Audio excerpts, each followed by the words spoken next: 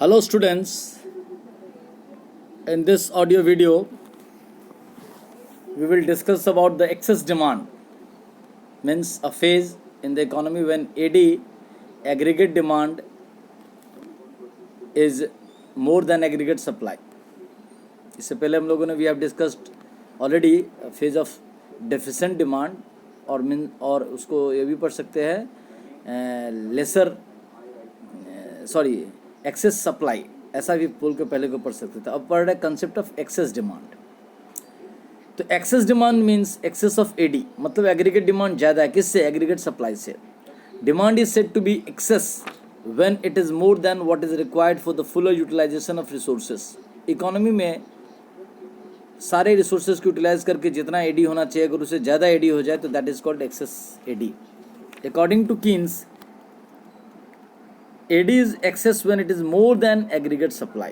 Keynes महोदय कहते हैं कि जब एग्रीगेट डिमांड एग्रीगेट सप्लाई से अधिक हो, corresponding to full employment in the economy, जबकि इकोनॉमी के सारे factors of production full employed हैं, दिए गए वेज रेट पर, दिए गए इंटरेस्ट रेट पर, दिए गए रेंट पर,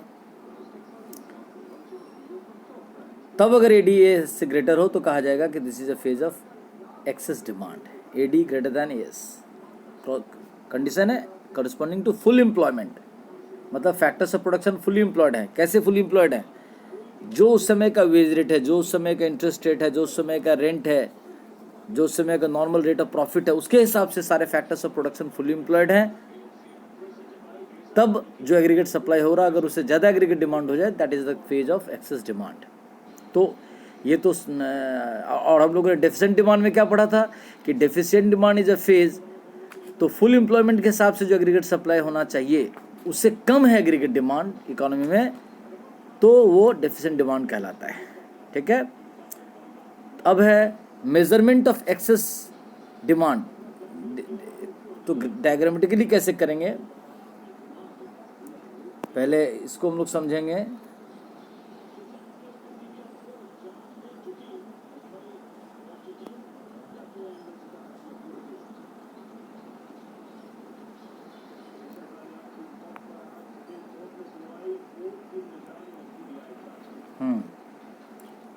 measurement of inflationary gap. Sorry, किधर गया?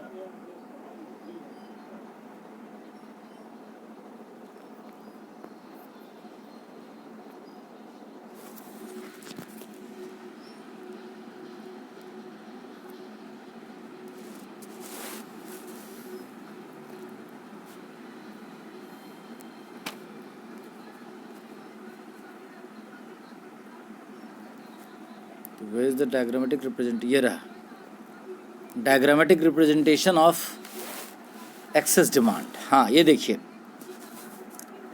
इसमें हम लोग क्या देख रहे हैं, एकदम सामने समझ के पढ़ना है कि हम सामने बैठ के आपको समझा रहे हैं इस तरह से. देखिए इसमें मेजरमेंट ऑफ एक्सेस डिमांड, आप इसमें याद करो, देखो बीच में जो ओरिजिन से 45 डिग्री एंगल बना करके जो लाइन जा रहा है डार्क पर्पल कलर का, वो हो गया हमारा एग्रीगेट सप्लाई का ग्राफ कहिए या फिर इनकम का ग्राफ कह लो. और याद करो डेफिशिएंट डिमांड में अब क्या देख रहे थे, नीचे जो डिमांड था वो था प्लैनेट डिमांड, ऊपर था फुल एम्प्लॉयमेंट के हिसाब से एग्रीगेट डिमांड. लेकिन यहाँ देखिए उल्टा हो गया, जब भी एक्सेस डिमांड होगा तो प्लैनेट डिमांड ऊपर होगा और फुल एम्प्लॉयमेंट वाला डिमांड नीचे रहेगा, क्योंकि यहाँ डिमांड सप्लाई से ग्रेटर है, जो होना चाहिए उससे ज़्यादा डिमांड है, तो इन्फ्लेशन को जन्म देगा. जब उधर हम लोग देखे थे कि जब planet demand aggregate demand full employment वाले डिमांड से अगर कम था तो डिफ्लेशन को जन्म दे रहा था, और जब planet demand aggregate demand full employment aggregate demand से ज़्यादा रहेगा तो ये इन्फ्लेशन को जन्म देगा. तो देखते हैं यहाँ इस ग्राफ पे क्या देख रहे हैं आप कि वाई या एग्रीगेट सप्लाई का ग्राफ ओरिजिन से 45 डिग्री एंगल होकर के जा रही है, और दो एग्रीगेट डिमांड के ग्राफ है यहाँ पर. एक ब्लू रंग का जो है वो फुल एम्प्लॉयमेंट, यानी अगर फैक्टर्स ऑफ प्रोडक्शन उस इकोनॉमी के फुल्ली एम्प्लॉयड हैं उस समय के दिए गए wage rate, interest rate, rent, rate of profit के हिसाब से, तो वो ब्लू लाइन से दिखाया गया है ADF. और ADP जो प्लैनेट एग्रीगेट डिमांड है, जो कि एक्सेस डिमांड को दिखला रहा है वो लाइट ग्रीन में है, जो वाई एक्सेस से होते हुए ई होते हुए एग्रीगेट सप्लाई को कट कर रहा है। यहाँ लिखा हुआ ब्रैकेट में ADP ADF। और डिफ्लेशनरी गैप में आप क्या देखे थे इससे पहले, वो डिफिशिएंट डिमांड में ADF ऊपर था, ADP नीचे है। अच्छा चलिए, तो यहाँ पे एक्सेस डिमांड कौन सा है? एक्सेस डिमांड है, देखिए जो ADP और ADF के बीच में परपेंडिकुलर डिस्टेंस यहाँ पे E और F कौन सा पॉइंट है? F पॉइंट है वो स्टेबल प्राइस को दिखा रहा है। यानी अगर फुल एम्प्लॉयमेंट वाला एग्रीगेट डिमांड इनकम वाले ग्राफ को F पॉइंट पे कट करा तो वो स्टेबिलिटी को दिखा रहा है, वो स्टेबल इक्विलिब्रियम को दिखा रहा है। लेकिन ऐसा नहीं है इकोनॉमी में। अभी इकोनॉमी में क्या हो गया है, उसी वहीं से एक परपेंडिकुलर डिस्टेंस अगर लाइट ग्रीन वाले जो ग्राफ है, जो ADP प्लैनेट एग्रीगेट डिमांड का ग्राफ है, उसको जब वहाँ पे जाकर देख रहे हैं EF नाम का एक लाइन, परपेंडिकुलर लाइन बन रहा है। ये जो बीच का चीज़ है वो दिखा रहा है एक्सेस डिमांड। इकोनॉमी में इतना से एक्सेस डिमांड हो जाएगा, और अगर ये एक्सेस डिमांड हो जाएगा तो क्या होगा, चीज़ें अगर इकोनॉमी में बिकना चाहिए 1000 पीसेस लेकिन आ रहा है 1200 पीस, 1500 पीस, 2000 पीस, तो क्या होगा, चीज़ें सॉरी उल्टा मैं बोल दिया, बिकने के लिए अवेलेबल है 1000 चीज़ें लेकिन डिमांड हो रहा है 1200 चीज़ों का, 1300 चीज़ों का, 1500 चीज़ों का। तो ज़्यादा ग्राहक अगर बाज़ार में पहुंचने लगेंगे, डिमांड कम होने लगेगा, सॉरी सप्लाई कम होता रहेगा, क्योंकि इकोनॉमी फुल एम्प्लॉयमेंट में काम कर रही है। तो ऐसे में इकोनॉमी में धीरे धीरे इन्फ्लेशन को जन्म देगा, और दुकानदारों के प्रोड्यूसर्स के गोडाउन में स्टॉक कम पड़ जाएंगे, ग्राहक आएंगे और उनके दुकान से घूर के चले जाएंगे, बहुत सारों को स्टॉक नहीं मिलेगा, और मिलेगा भी तो ज़्यादा दाम पे मिलेगा, यानी इन्फ्लेशन को जन्म इन्फ्लेशन क्रिप अप करेगी। दूसरा बात, लैक ऑफ स्टॉक, गोडाउन में स्टॉक कम पड़ जाएंगे, तो उस स्टॉक को जो बेच करके वो पैसा कमा पाते, वो लॉस उनको नहीं हुआ, तो एक तरह से वहाँ भी लॉस ऑफ प्रॉफिट हो रहा है। लेकिन कैसा लॉस ऑफ प्रॉफिट हो रहा,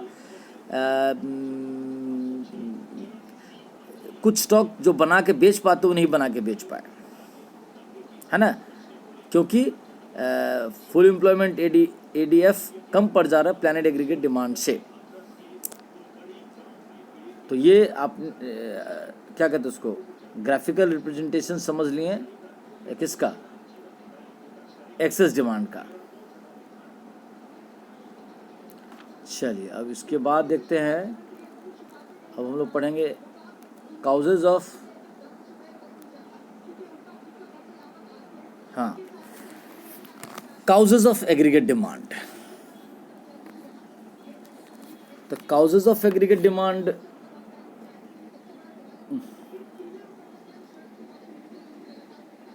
causes of excess aggregate demand. अगर इकोनॉमी में एग्रीगेट डिमांड काफ़ी ज़्यादा हो रहा है, इसका मतलब जानते कारण क्या है? पहला कारण है कि प्राइवेट कंजम्पशन एक्सपेंडिचर बढ़ रहा है।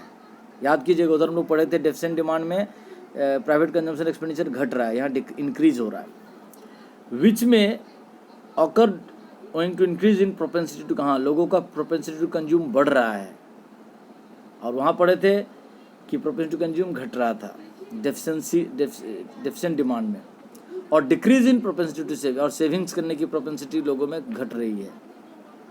In countries like India, propensity to consume has tended to rise owing to the high degree of demonetisation effect. हाँ, भारत में डिमोनेटाइजेशन के डर से, या बार बार डिमोनेटाइजेशन होता रहा है, इसके कारण से लोगों में सेव करने की इच्छा उतनी नहीं रहती है, क्योंकि पता नहीं रहता है कि कब पैसा डिमोनेटाइज हो जाएगा। इस डर से वो लोग कंज्यूम, कुछ ना कुछ चीज़ में उसको इन्वेस्ट कर देते, लगा देते हैं, बढ़ रहा है।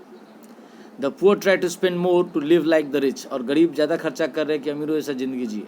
तो यानी प्रोपेंसिटी टू कंज्यूम बढ़ेगी तो एग्रीगेट डिमांड ऑब्वियसली बढ़ेगा। एग्रीगेट डिमांड, अच्छा, फिर है इंक्रीज इन इन्वेस्टमेंट एक्सपेंडिचर, और एग्रीगेट डिमांड बढ़ेंगे तो बिजनेस हाउसेस मोटिवेट होकर के और ज़्यादा इन्वेस्ट करेंगे कि भाई क्या कहते हैं उसको, सोसाइटी का ज़्यादा हमारा सेल होगा। और अगर इन्वेस्टमेंट ज़्यादा होगा तो आपको पता है फैक्टर्स ऑफ प्रोडक्शन का बिजनेस में इन्वॉल्वमेंट ज़्यादा होगा। अब बिजनेस में इन्वेस्टमेंट ज़्यादा बढ़ेगा तो सोसाइटी का इनकम बढ़ेगा, सोसाइटी का इनकम बढ़ेगा तो उनका कंजम्पशन एक्सपेंडिचर फिर बढ़ जाएगा। Business expectations are going bullish when the producers expect high returns from their investment. हाँ, बुली एक फेज होता है बिजनेस का, बुलिश बिजनेस यानी जब बिजनेसमैन कि सितारे गर्दिश में तो सोचते कि अगर हम 10 लगाएंगे तो 15 तो श्योर कमाएंगे, डूबने का कोई चांस ही नहीं, क्योंकि मार्केट में अभी खूब इसका डिमांड चल रहा है। तो वो फेज जो होता है उसको बुलिश फेज कहा जाता है। तो ये जो एक्सेस डिमांड के फेज में ऐसा दौर आता है, जब इन्वेस्ट करेंगे तो डूबेगा नहीं, लॉस नहीं होगा, वो ज़रूर माल बिक जाएगा। In an open economy with government there are following additional causes of excess demand. अगर आपकी इकोनॉमी खुली है, पूरी दुनिया के देश के साथ आप ट्रांजेक्शन्स करते हैं, तो ये जो आप अभी ऊपर पढ़े कि एक्सेस डिमांड के कारण प्राइवेट कंजम्पशन एक्सपेंडिचर बढ़ा है, ये कारण है। दूसरा है कि एमपीसी बढ़ रही है, एमपीएस घट रहा है। और फिर दूसरा और कारण पढ़े कि इन्वेस्टमेंट एक्सपेंडिचर इकोनॉमी में बढ़ रहा है। और भी कारण हो सकते हैं क्या, इंक्रीज इन गवर्नमेंट एक्सपेंडिचर। अगर आपके देश में गवर्नमेंट है तो गवर्नमेंट अगर खर्चा बढ़ा दे, क्या खर्चा बढ़ा दे, वो रोड, सड़क, बिजली, पानी का काम ज़्यादा करने लगे। अभी अब जैसे देखो भारत में क्या हो रहा, रोड खूब तेज़ी से बन रहे हैं, रेलवे ट्रैक्स जहाँ नहीं बिछे वहाँ बिछ रहे हैं, गांव-गांव में सड़कों से जरा घर घर बिजली लगाया जा रहा है। तो ये सब जो खर्चा सरकार करने लगती है, तो घर घर नल योजना चल रहा है। तो इन सब स्कीम्स में जब काम चलते रहता है तो क्या होता है, एक तो उधर देखो बिजनेस हाउसेस का अच्छा दिन है क्योंकि वो प्रोडक्शन कर रहे हैं, गवर्नमेंट को बहुत सारा चीज़ चाहिए। दूसरा, गवर्नमेंट इकोनॉमी में जो टैक्स का पैसा रोड, सड़क, बिजली, पानी, हॉस्पिटल, कॉलेज, लाइब्रेरी खोलने में पैसा खर्चा करते रहती है, वो पैसा जो प्रोड्यूसर्स होते हैं, फैक्टर्स ऑफ प्रोडक्शन, उनको वो पैसा कमाते हैं, लेबरर्स लोग पैसा कमाते हैं, तो सोसाइटी का इनकम बढ़ेगा। इंक्रीज इन एक्सपोर्ट, देश में अगर प्रोडक्शन ज़्यादा होगा तो ऑब्वियसली विदेशों में क्या कहते हैं, सामान बेचना पड़ेगा। डिक्रीज इन इम्पोर्ट, और क्या कहते हैं, धीरे धीरे अपने देश में कम चीज़ें महंगा सस्ती बिकती रहती है। इसके कारण बाहर एक्सपोर्ट हो जाने के कारण क्या होता है, विदेशों से हम लोग सामान नहीं मंगवाते हैं क्योंकि इंटरनेशनल प्राइस हमारे यहाँ से ज़्यादा रहता है और हम अपना माल दूसरों को बेचते हैं क्योंकि हमारा सामान सस्ता बिक रहा है तो दूसरे देश में बिकेंगे। A cut in tax rates living high disposable income. हाँ, और एक बात कारण हो सकती है कि सरकार अगर कुछ टैक्स जो डायरेक्ट टैक्सेस वो अगर कम कर दे तो लोगों के पास खर्चा करने के लिए पैसा ज़्यादा बचता है। डेफिशिएंट डिमांड में हम लोग पढ़े थे क्या, राइज इन टैक्स रेट, तो लोगों के पास डिस्पोजेबल इनकम कम बचता था। यहाँ कट इन टैक्स रेट मतलब हायर डिस्पोजेबल इनकम बचेगा। तो ये हम लोगों ने काउजेस को पढ़ा, किसमें, एक्सेस डिमांड में। एक बार शॉर्टकट में बता दें, एक्सेस डिमांड एक ऐसा फेज है जिसमें aggregate demand is more than aggregate supply. ये किस चीज़ को जन्म देगा, इन्फ्लेशन को जन्म देगा, लैक ऑफ स्टॉक हो जाएंगे, इन्फ्लेशन के कारण एक प्राइस राइज का एक फेज आएगा, साइकिल आएगा, और इससे इन्वेस्टमेंट मोटिवेट होंगे, ज़्यादा लोग इन्वेस्ट करना चाहेंगे।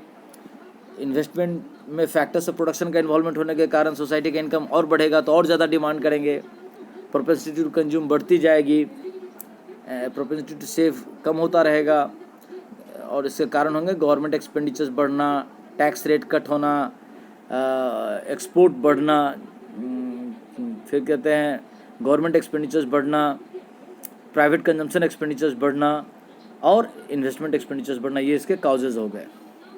अगले ऑडियो वीडियो में हम लोग कॉन्सिक्वेंसेस पढ़ेंगे। Thank you.